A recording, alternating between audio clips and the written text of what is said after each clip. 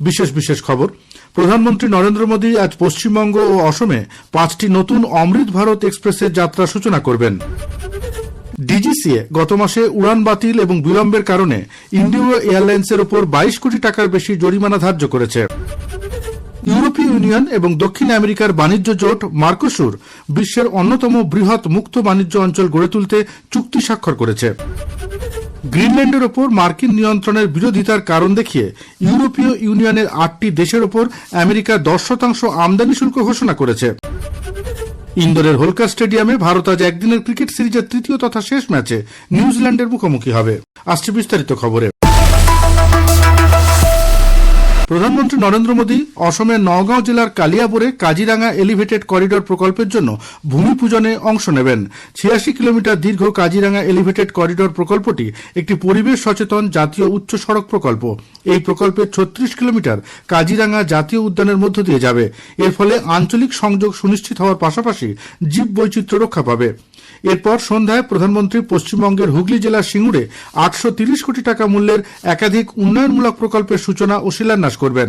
এর মধ্যে উল্লেখযোগ্য বালাগড়ে এক্সটেন্ডেড পোর্ট গেট সিস্টেম ও অভ্যন্তরীণ জলপথ টার্মিনালের ভিত্তিপ্রস্তর স্থাপন। প্রায় 900 একর এলাকায় গড়ে ওঠা এই প্রকল্প কলকাতার উপর থেকে ভারী পণ্য পরিবহনের চাপ কমাতে সাহায্য করবে। এছাড়াও কলকাতায় রাজ্যের জন্য নির্মিত বৈদ্যুতিক ক্যাটামারান জলযানও উদ্বোধন করবেন তিনি।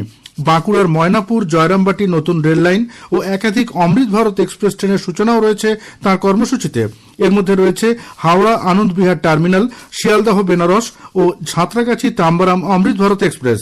সরকারি প্রকল্পের উদ্বোধন ও শিলান্যাসের পর প্রধানমন্ত্রী দুপুরে একটি দলীয় জনসভায় ভাষণ দেবেন। এরপর তাঁর দিল্লি ফিরে যাবার কথা।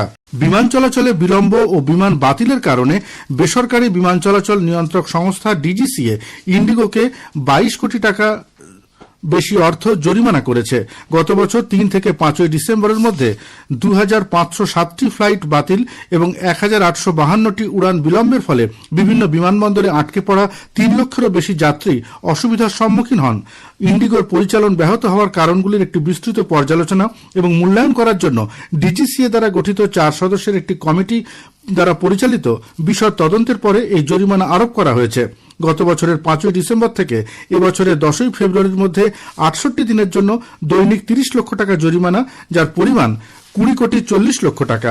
স্বরাষ্ট্রমন্ত্রী অমিত শাহ গতকাল নতুন দিল্লির ভারত মণ্ডপমে বিশ্ব বইমেলা 2026 পরিদর্শন করেন। শ্রী শাহ মেলার বিভিন্ন স্টল ঘুরে দেখেন এবং প্রকাশক, লেখক ও দর্শকদের সঙ্গে মতবিনিময় করেন।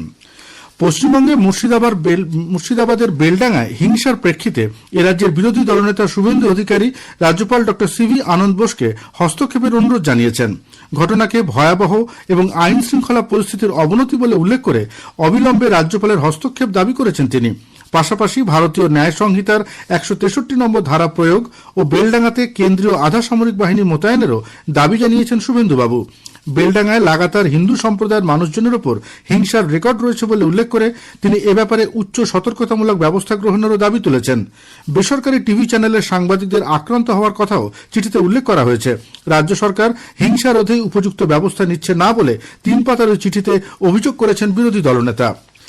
এসআইআর চলাকালীন বেলডাঙ্গায় সাম্প্রতিক অশান্তির ঘটনায় উদ্বিগ্ন নির্বাচন কমিশন আইন শৃঙ্খলা রক্ষায় আরও যত্নবান হতে অনুরোধ জানিয়ে রাজ্য সরকারকে চিঠি দিয়েছে। রাজ্যের মুখ্য নির্বাচনী আধিকারিকের দপ্তর থেকে মুখ্য সচিব, স্বরাষ্ট্র সচিব, ডিজিপি এবং সব জেলাশাসকের কাছে চিঠি পাঠানো হয়েছে। চিঠিতে বলা হয়েছে, এসআইআর চলাকালীন রাজ্যের আইন শৃঙ্খলা পরিস্থিতি নিয়ন্ত্রণে রাখা তাঁদের দায়িত্ব।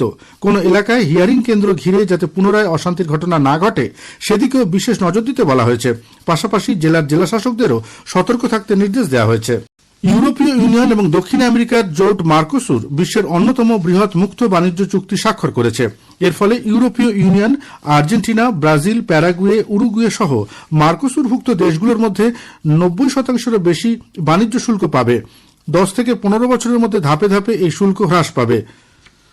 ইউরোপীয় ইউনিয়নের president Ursula von der Leyen এই চুক্তিকে ভূ রাজনৈতিক সাফল্য বলে চিহ্নিত করেছেন। তিনি বলেন, এর ফলে এই অঞ্চলে রপ্তানি বাণিজ্য, অর্থনৈতিক উন্নতি এবং কর্মসংস্থানের সুযোগ বৃদ্ধি পাবে। মার্কিন রাষ্ট্রপতি ডোনাল্ড ট্রাম্প গ্রিনল্যান্ডের ওপর নিয়ন্ত্রণের বিরোধিতার কারণ দেখিয়ে ইউরোপীয় ইউনিয়নের 8টি দেশের ওপর 10% আমদানি শুল্ক ঘোষণা করেছেন। সমাজ মাধ্যমে এক বার্তায় ট্রাম্প বলেছেন, ফেব্রুয়ারি মাস থেকে এই শুল্ক কার্যকর হবে। Denmark, Norway, Sweden, France, Germany, Britain, Netherland এবং ফিনল্যান্ডের ওপর এই শুল্ক কার্যকর হবে। মার্কিন রাষ্ট্রপতি আরও জানিয়েছেন, গ্রিনল্যান্ড বিতর্কের সমাধান না হলে 1 জুন থেকে এই শুল্কের হার বাড়িয়ে 25% করা হবে।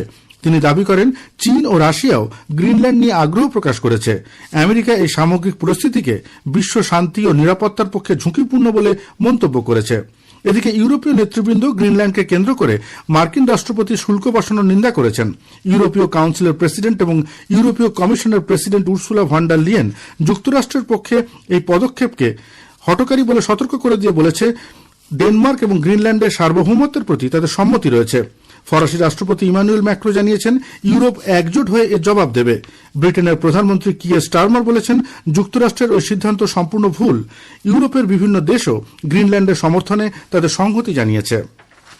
মার্কিন প্রেসিডেন্ট ডোনাল্ড ট্রাম্প গাজা সংঘাত অবসানের লক্ষ্যে তাঁর ঘোষিত 20 দফা শান্তি পরিকল্পনার দ্বিতীয় ধাপ বাস্তবায়নের জন্য নতুন বোর্ড অব পিস গঠনের কথা ঘোষণা করেছেন।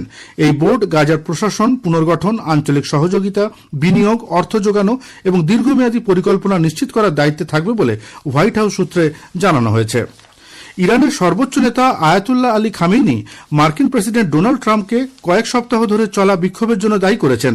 মানবাধিকার সংস্থার হিসাবে এই বিক্ষোভের ফলে এ পর্যন্ত 3000-এরও বেশি মানুষের মৃত্যু হয়েছে।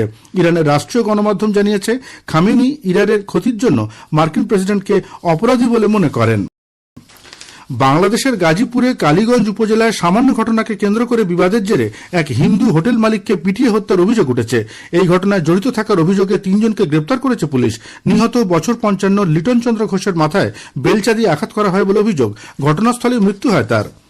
এদিকে দেশ জুড়ে চলা হিংসা, ভেদাভেদ ও নৈরাজ্যের বিরুদ্ধে বাংলাদেশের বিভিন্ন সংখ্যালঘু সম্প্রদায় গতকাল ঢাকায় একটি প্রতিবাদ মিছিলে সামিল হয়। অবিলম্বে হিংসামূলক কাজ বন্ধ করার জন্য অন্তর্বর্তীকালীন সরকারের কাছে দাবি জানিয়েছে তারা। বাংলাদেশের সংখ্যালঘু আইনজীবী ঐক্য জোট এই প্রতিবাদ মিছিলের আয়োজন করে। প্রতিবাদ সমাবেশের আহ্বায়ক ছিলেন স্বাধীনতা সংগ্রামী ও সুপ্রিম কোর্টের বরিষ্ঠ আইনজীবী জে.কে. পাল। সঞ্চালনায় ছিলেন আইনজীবী সুকুমার কুমার রায়। 3 ম্যাচের একদিনের ক্রিকেট সিরিজে আজ নিউজিল্যান্ডের মুখোমুখি হবে ভারত। ইন্দোরে দুপুর 1:30টায় খেলা শুরু হবে। সিরিজের ফলাফল নির্ধারণ হবে এই খেলায়।